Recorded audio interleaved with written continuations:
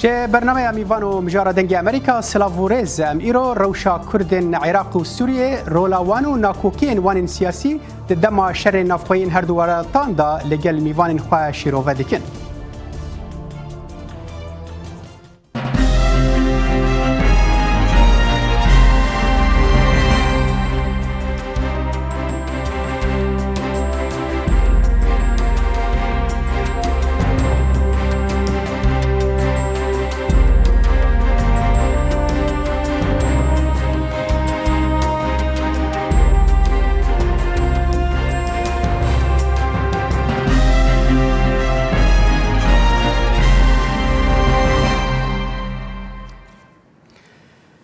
قال لك شافدير دبيجن شر نافخوين عراق وسوريا او شرن اولينا دنافرا شيعة وسنة دنا وبهتريك او شرن جبو ازادي وديمقراطيه بن جبر فيك هفالبندين كل هرمي هاتي افاكرن لسيرفي بنجهينا كردن عراق وسوريا جي بيكو باواكي اشكره راغهينن برنجكي جرنغان كتن نافا فان هفالبنديان وبون جرتين وان هفالبنديانو هروا هنك بآليكي دا تشون وهنك جي بآليكي دن دا تشون هن چاودير دبيجن ناكوكي سياسيين كو بري هبون وها باواكي بهتر كورتر وبلنتر بون تا آستكي كو چارسركرنا وان إدي زحمت بويا چهشت كو كردن عراق و سوريا وان ريان هل بجيرنو قالو إمكان هيا كو أو لا هف بكنو خمن خوي نتوي بدن پیش ناكوكيين خواه جبو گوتو بیشکرنا و مجاری از به خیراتنا دومی وانان دکم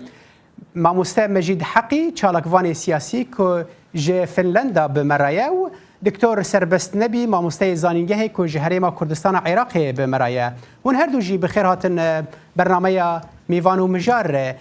دکتور سربست از پرسا خویه که جه جم تدا دست بکم رنگ او هنکی پرسا که بگشتی به تو روشا سیاسی کردن سوریه و عراق روجا ایرو چاوا دخوینی؟ ایوار باشه یان نیوارو باشه نازانم چه بیجم کاتی و باش بی یعنی دما خوش بی قناغ ایرو کردین سوریه کردین روجاوای کردستان و باشوری کردستان لاسین سیاسی در قناغ گلک خراب دنه به باوری و دل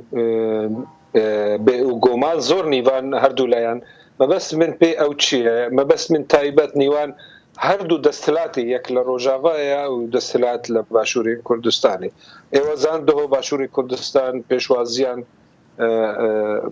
تایبت پارتی پیشوازیان اوان نوینرین اپوزیسیون سوریه کرد پیوندیان لگل جماعات اسلامی و پیوندیان لگل اوان هیا طبيعية أنا أب بشوازية نجية دنياين بيان جي آرامية بللاي دستلاتين ديكا جي لأستن ميديا ولأستن أوانا بروباغندا كتايبات الجيلوان هيا بلام إما نكارن بيجن لكردستان عراق يعني لباشوري كردستان دو گوتار هنه تایبت امکارن بحثا دو گوتاران بکن او هر دو گوتار لسر جدابونا دستلاتا لکردستان عراق اما زن حتانا اداره لباشوری کردستان نبوه یک لبرو انا درباری روجاوا دو گوتاران گوتارک تایبت بیکیتیه و گوتارک تایبت بپارتیه بحزب ديمقراطي کردستان انجا لبرو انا اما از دبینم زور ایرو رجا ایرو زور يعني گمان هيا ام نكارن تایبت افجي بيوندي ناكوكين فراتر هن ناكوكين نابرا بكيكا و بارتي دا باشه دكتور حال از برفرهي بهم جم تجاره كدن بس تتقاني برحتي بكرمانجيه خوش باخفيه اگر يعني هول مدك جبوت سورمانجی تا گلک باشه؟ سورانیا اگر باستر لکرمانجی لبرو انا بله از برک جارا شبیر دکم از برو سورانی متخصص از بچم تکیجانی رحتی خود بینید کاری باخفی تخمنینه از بچم جم ما مسته مجید ما مسته يعني دكتور سربست بيجا روشا كردان هاد روشا يعني نباشه دما كده كو ام دبينين كردان سركفتن لشكري لسر عرضه قزنش كرنا يعني لسر استا ام بيجن هريما كردستان عراقي يعني لسر استا ام بيجن كردن سوریه وانا قزنجن لشکری لسر عرضه بدست خستنه بالا جیهان تفدک شاندن سر خو اريد کی لگل دکتر کروشوان نباشه و اگر نباش به چما وای قدامه کدا اوانا پیشکتینا دواری لشکری ده عکس پاس بو اصل روز منها بو و گهداری و میوانی رزدار که دکتر سربست از باورم روشا کردا دبرکو کردستان بگشتی لبار ژئوپلیتیک و لجیت جبو تاکتیکا ژئوپلیتیکی بکارتی لکولاهی ژئو استراتژیک دا لروشرات نواراستا خودی استاتویتی بهزینه لو ما کردی کو دابش بونه کرد دبرکو لسر بیژن بنده سیاسی هریمه برجاندین هریمه دا سبب اوی که جواک کردی جواک سیاسی کردی جواک تشکایی تکچویا لسر وان برجاندین هریمی ده هاتن دابش کردن بروی که او روشا باش خرابیوان بگور روشیه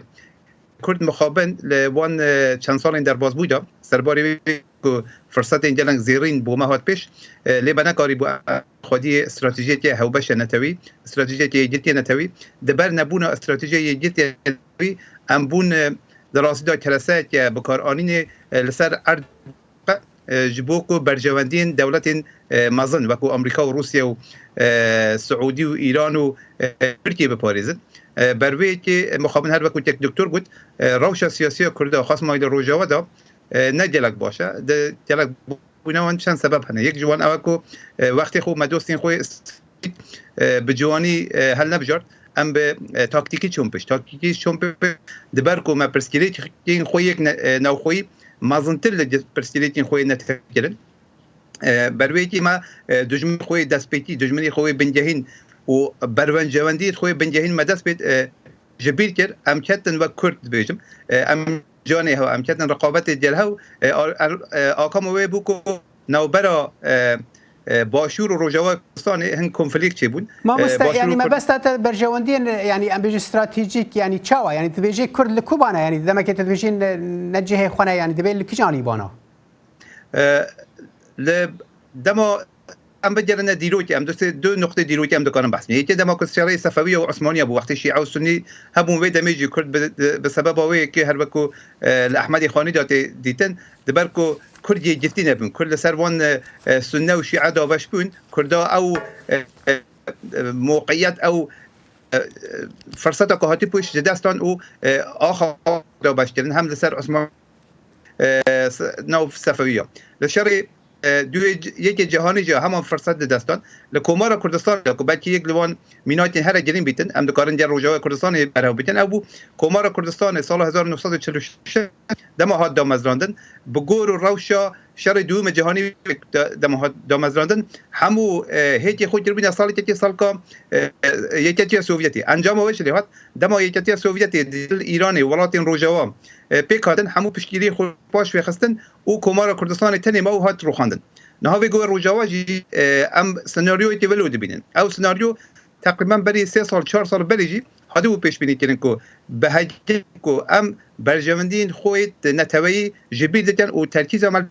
برجواندین ایدئولوژیک و حزبینه و مقابل روجاوا کردستان او دیتن بروی که هجروی که هیکو ام دوست خو جبیر جداس بدن و جلک جاران او دو دستان و او برجواند جداستان و بون به سبب اوی که تریارن دماغوجی مثلا دوست دجمران هاد هنکی به تایبتی وقت بحث روجاوای کردستان کی یعنی عالی سوریه ده هنکی مثلا دوست دجمران تا مجاهیه هنکی تاریه کس نزانی کی مایه دوست و کی مایه دجمن یعنی هر حال از بچم جم دکتر سربست یعنی ام دزانه کو اف ناکوکی دناوینا کردان دا بره هنه ل دیار دوید وان دمن شر نافخوین وان ولاتان دا یعنی عراق و سوریه دا هنه کی اف ناکوکی رنگ باوکی تونتر در کتنه هوله چمکی خلق دبیجن یعنی اف شر تالی شر شیعه و سنیه و اف هول بندین کل هریم چه دبن لیسا گریداین به بنگهده یعنی سروی اساسی اف هول بندی هاتنا آواکرن دبیجن کرجی دابش بونه دناوینا هر دو هول بندیان تدبیجی راستی کرد به هر دو آلیان دا چونه و اگر به هر دو آلیان دا چوبن کیجان بیتر به گور خواندنات درسته دبی او لآلی وان بن تزاني كاكسلا اف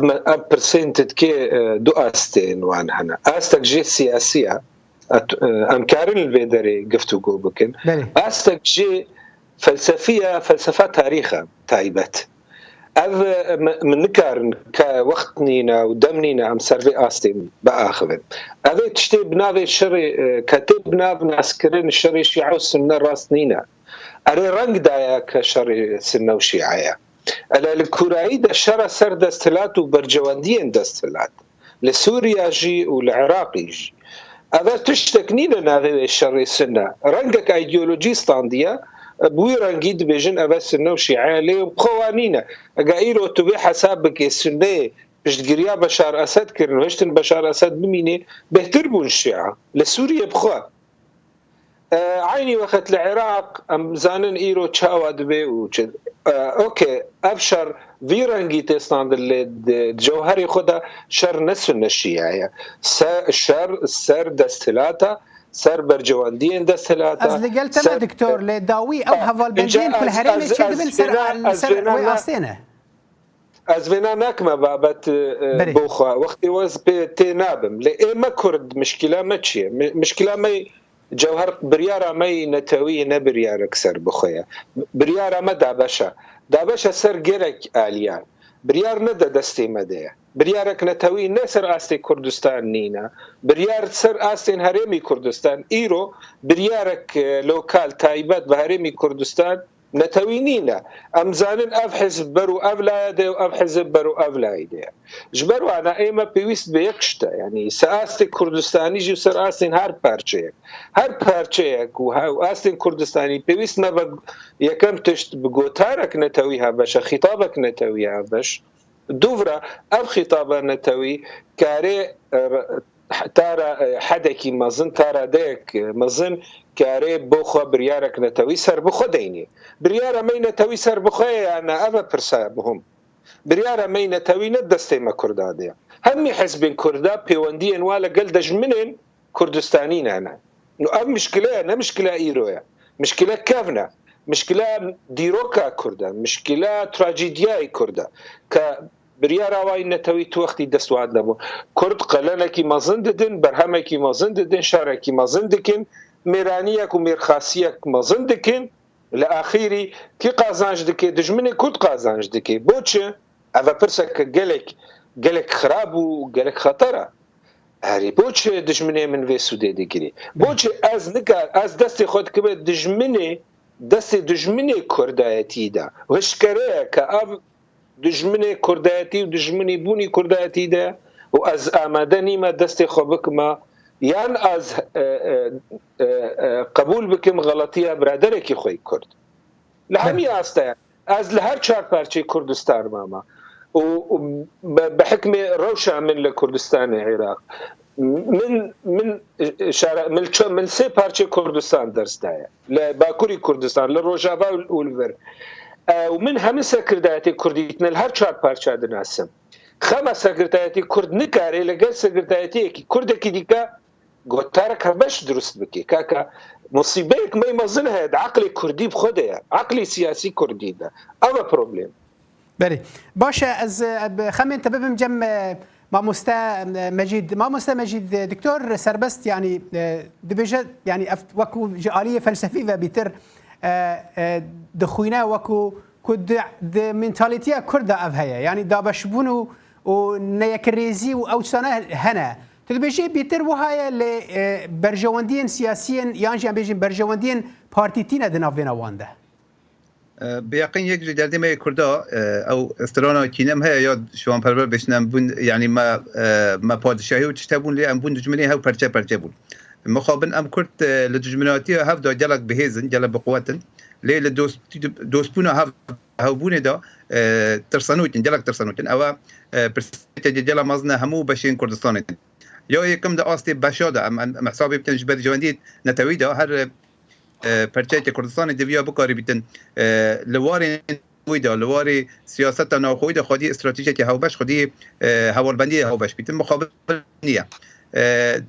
پرچین هر پرچه کردستان لسر پرچین دین کردستان بگور برجواندی دا هر وقت مامستا یک دکتر آجا پیتر هاتیه دا باشترن و او دا باشترن جبلو تریه کو ام ببن جوایت تی هاو پرچه ام ببن جوات دجهو و او جواك دجهو بآسانی لآلی دجمن و تیم بکارانین. یعنی ام بیجن پرچا روجرات کردستانی دبرکو حزب روجرات کردستانی دابش بونه جی هاون به هاو حالی کاری نکن دبم سبب یکی که حزبون رخین دیگه سیاست خو و آرمان خو لروجرات ببن پیش هر وصال لباش باکور و لروجواجی اولو هاتی نبکاربن لسر هندج بنجه النتوي لسر هندج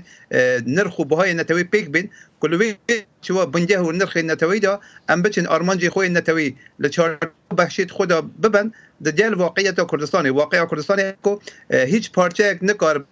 تيجي برجواندين ولاتي جينار با جبو كوي كينا تبيا ام خدي استراتيجيه النتوي هاو باش بن كاو استراتيجيه نتوي بكاري بيتن مجال كارتن مجال سيناريو درخستن سياسي جبو رخستن خبات كردال هر پارچه کی در بخد به کو بیت تهدیدک لسر ولاتي دنده شو پرسگریک دور خلاص تم فرمو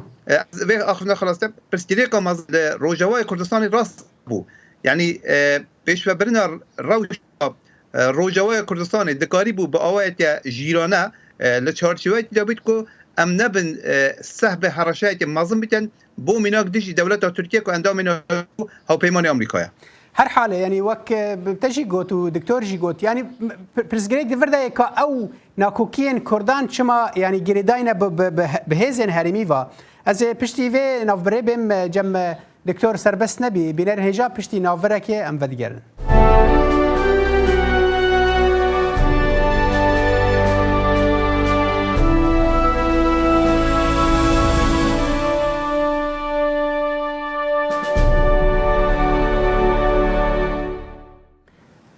بله ام مجرى كرد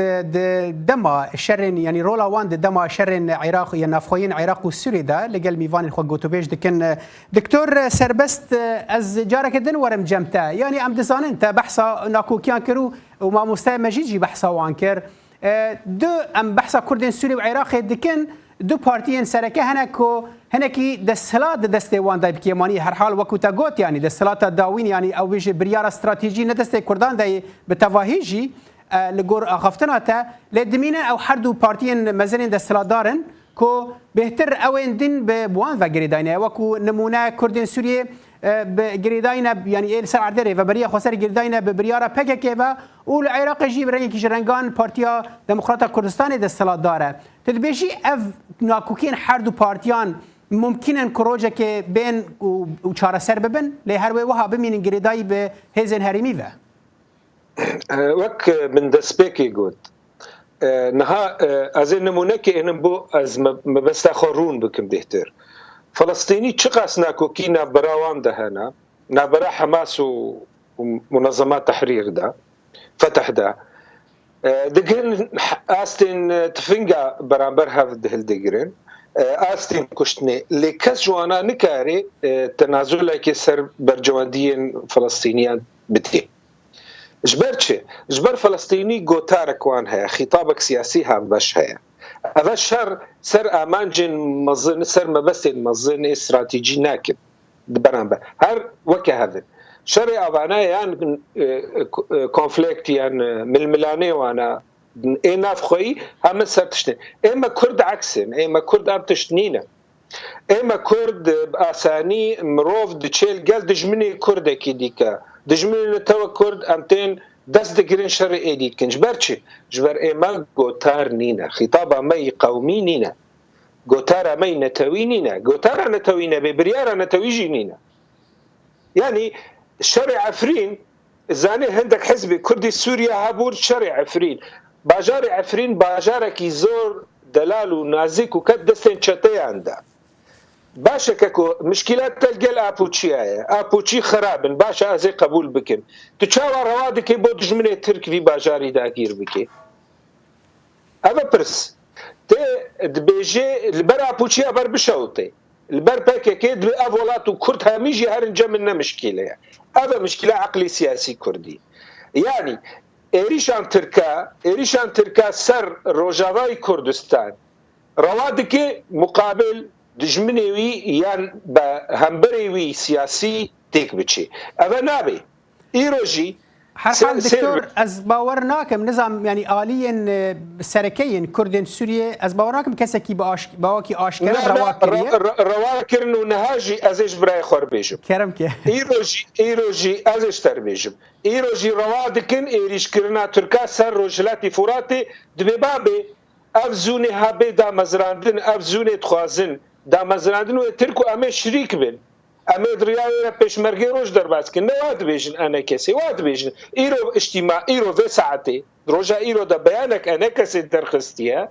انجمن سكرتاريتي انا كسي بيانك درخستي هيج بحث عفرين نكريا هيج بحث هيريشن تركان نكريا هيج چاواتو قبول دكي اردوغان بيجي از قبول ناكم چراوه كتيروريست بدام ازراندن هر حال دكتور جبر كسكي وقت بين وينري وان هذا برنامج من از ناخذن بهتر بي يك آلي اوانات دبيجن مجالك بيانامه درخصنا مداخوياني لدجي ايشا تركي درخصنا وانا وقت بي هبونا تركان لعفرين وكو داگیرکاری بنافکری هر حال دکتر از بیجم تا نمیجارم ام ناخذ دک وقت درباسی هربینیا بن كلام بدم از میفهمم نتو میفهمی سلا از نه ادانت كم از يعني تنيا وصف دكم description از بس بيجم واقع از ند بيجم راسته يعني خرابه از علاقه مش فينا نينا از نهات مكسي تخوين بكم هر دكتور از بين جمتا يعني بس جبو بس اواكي يعني شيرو فكرنا كدجي يعني جبو كمري بهترهن وقت رياليست بالسر عرضه يعني برهفدانا روشا كردان بيا فلسطينيان واسرائيل ذا هنكي اوا يعني روشا كردان تفلهفتره بهتر تا استكي كدجمن نوا بهترن حتى اليك برجواندي خوبي بين دبي هره ببي دوست دجمنكي اليه دن يعني فلسطيني تاني اسرائيل دجمنه جوانرا هر حال دكتور از بهم جمت از دمي بدمت وقتها ما هين قالكيا از بچم جم ما مستمجيد تلقال دكتور سربست اريد كيكو يعني كرد وقت بي گوتارك وانا استراتيجيه لسر استا كردستان تفدانينا وتنه يعني مثلا بارتيتيه وبرجوانديانا لتدبيجي يعني بهتر روشا كردان وهاي براسيدا روشا كردستاني وفلسطينيين رفتنا هلك وبخوش قلت بالك فلسطين ولاتك يو اسرائيل ججمني وانا خذ ججمني اسرائيل وانا دوله تركو عرب وفارس با دوله عرب جالك دولة المسلمان زورتي براني بشتري فلسطينيات جبوما حمو او دولة دجال فلسطيني يجي تجبلي دوت يعني وكا وانا بو جيوني بيت هربكو اريجي هربكو ما مستوجي قلت برسكليكا ما اوايكو ما كردا ام خدي استراتيجيه نتويه هاو باشتين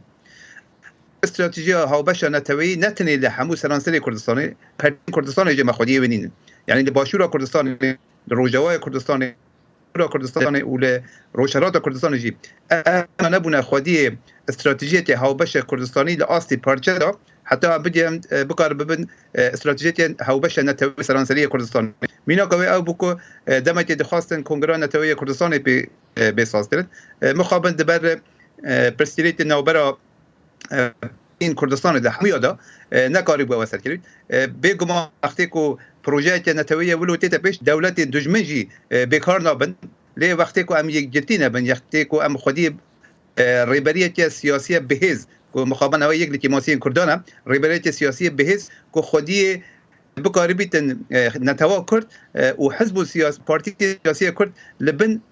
آلات هاوبش لبن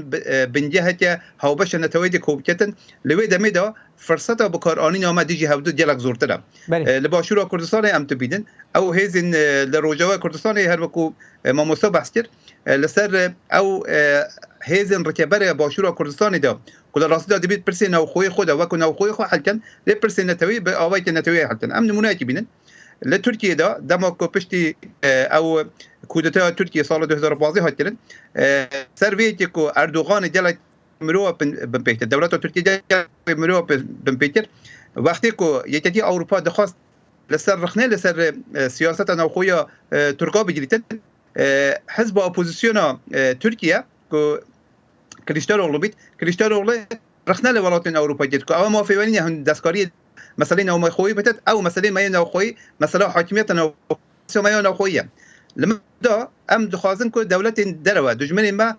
بين جبوك ام بكار بن سر دجمني سر ركبري خوين حزبين دي سياسيه سركون ام اليكاريه لدوله دردور خو دجمني خو ورجلت وانجام ولاتكو خوندنا ما موتور ما نتوي له بيت له بشاندن يعني آلیتی ام دخوازن گوتار نتوی بیدن آلیتی دیجی لبر باوری نبون بخواه لبر نبونا استراتژی نتوی ام هندک ایجید دست بکد بیجن وارداتی يعني هاتينو بو كرداكو چه جريداي به نهايه كرداني نه اموان صادتين او ايديولوژي دستاز افخال زربو ما مستمع مجيد از بچم جنب دكتور سربست دكتور يعني تبخون هذا خفتنا خدا قوت از حچار پارچه كردستاني گريا ماو تب سركرده كردان گلك ديتنا و تا خفتن لگلك وان لگل وان گلك جاران كريا يعني هر يك جوان از باورم تجي اف يك ديتبه بحثا یکیتی دکه بحثا ریکفتنی دکه و دبی گوتارک کردیه هف بش هبه دبی کرد یک بن اوا یعنی تشتکی د برنامه هموی پارتیان ده هیا و هر یک سرکرده جدید هر کومبونه که دبیجه بس تشتی سین اوا کو قط ناگهن هفده یعنی تشاود خونی ویکی پارادوکسا الحلای حمیه هیا وکی چون همی حزب كردستان بحث ديمقراطية كن يك ديمقراطي نينا عيني شد حميجي بحث يكيتية كن يك جوانا يكي دار نينا بس وأخفتنا من توزكي من نقوت يا روشا كردستاني في حقي بدا من أزرون بكن روشا كردستاني مينا فلسطين من فلسطين وكي نموناني بو از تشتكي بچوكرون بكن بس من أوبو نما بس من زبيجم روشا كردستان ودجمني كردستان ودجمني أوينا از فجر سر برساتا فربوكيري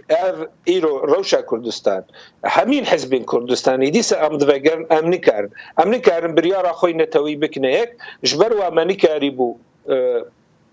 كونغري نتوي دامزرين كونغري نتوي يكسر دستي وردان يعني دستي درفه هات كتا نافدا هل وشان بريار نهشتن بسركبي دامزراندنا بريارك نتوي يام ايرو بلاتفورما كنتوي بدا مزراندن هندك بيور ام بوخديدن يك جواب او بيور جاركي مبنافكر بناف اما بيوستي باويا حقيبه قوميه حقيبه مبادئ قوميه يعني شنطيكي بنماي نتوي يعني يجوان بنما نابد هيزكي كردي دست بده دجمنكي كرد عندك بنامات فابي اما لچار پارچا لسروان اما بتفقن اما قبول بكين سرخوا اجبروا انا بوچ امریکارن میجا اف کشاما اف پروبلم حتی نا پارچه ده هر پارچه یک جی دامش بو دكتور اري جبر نرينا تزلال بو بس يعني تشتي اسيد دروشا كردان ده اوا كو هيزك نافنتوي تنا بشتيريا وان باوكي راس راس بكاو اوجي نچارن دنافينا چان ولاتان دانا او چار ولاتانا لحد تشتي دجي هف بنجي دماتي سر كردان لسر كردان يكن جبر وي هنكي اف اركا كنت بحثاويت كي يك درسته لهما بلكي دمان هذا بكي ماني زحمت به يعني هر حال اگر کار سر ببه وقتا گوت رنگ دمین بیدا به اگر هزک نافنتوی پشتگیریا کردان بکه ما مسلم مجید یعنی تدبیجی هیوی هبن کو دمین بیدا با اواکی استراتیجی ام دزانن دما ریفراندوم هریم کردستان عراق دا امریکا پشتگیریا کردان نکر یعنی بحثای زین نافنتوی دکن ایرو باکور و روجلات سوریه پشتگیریا وان با اواکی راست لسر اساس سیاسی ناکن يعني تدبيشي وين روجك بيك وكاربن لهفد بكن اگر تب كرتي برسوان بدي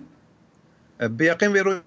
كرت لما دي وان سال دا يك از 15 سال من خدمات السياسي حتى ايلو از بخو بچا خود بنمكو خبات كردان نتوا كردا هفجهشنا كردا ودجهشنا دنيو الى كردا دلك بيش وچو سردمتي تس كردنا ناصين ايلو بيشمردين كردا